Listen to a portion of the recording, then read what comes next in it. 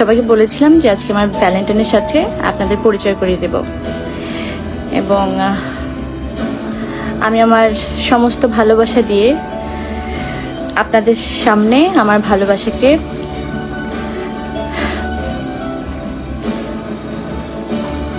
পরিচয় করিয়ে দিতে চাচ্ছি এই মুহূর্তেই।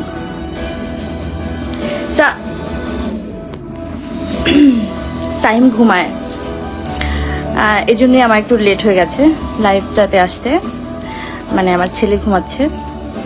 তো আর ওয়েট না করি,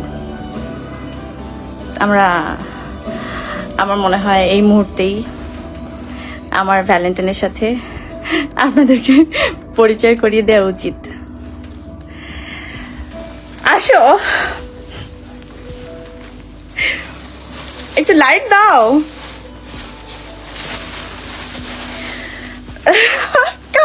এ পাশ থেকে আসো। I'm so excited, so nervous. আচ্ছা, আমি একটু বলি, আমার ভ্যালেন্টাইন মানে হচ্ছে আমার সমস্ত ভালোবাসা দিয়ে আমি একটা সুন্দর, আমার জন্য তো অনেক সুন্দরই লাগে, অনেক আরাম লাগে। সেটা হচ্ছে বডি, যেটা কিনা আমার স্বপ্ন ছিল, আমার ড্রিম প্রজেক্ট, সমস্ত মায়েদের জন্য এবং বাচ্চাদের জন্য। ম্যাটারনিটির সমস্ত কিছু একই ছাদের নিচে পাওয়া যাবে। এত মানুষজন এত রাতে আপনারা কি করেন? আমি বিশ্বাস করি এই মুহূর্তে সমস্ত বাংলাদেশের সমস্ত মায়েরাও আসলে আমার সাথে জয়েন করবেন, অনেক দর্শকের সাথে। আর বডির সাথে নিশ্চয়ই পরিচিত হবেন এই মুহূর্তেই। বডি হচ্ছে এমন একটা প্রজেক্ট বা এমন একটা কোম্পানি যেটা কিনা আমার সমস্ত ভালোবাসা দিয়ে সাজানো, সমস্ত ভালোবাসা দিয়ে এটা তৈরি, শুধুমাত্র মা এবং বাচ্চাদের জন্য। কারণ আপনারা মা হিসেবে আমাকে এত বেশি ভালোবাসেন, পছন্দ করেন, এত বেশি অ্যাপ্রিসিয়েট করেন।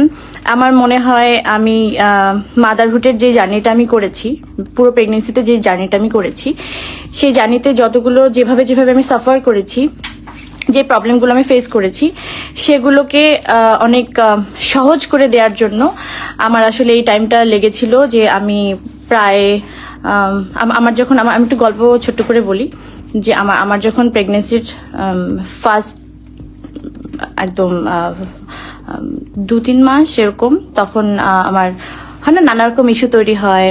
আমার পছন্দের কাপড়টা আমার গায়ে লাগে না, আমার ওই খাবারটা আমার ভাল লাগে না, মানে যে কোনো কিছু পছন্দের সবকিছু অপছন্দ হয়ে গেল, মানে তখন যায় আসলে নানা ধরনের কারণেই। যেমন হেলথ ইস্যু থাকে।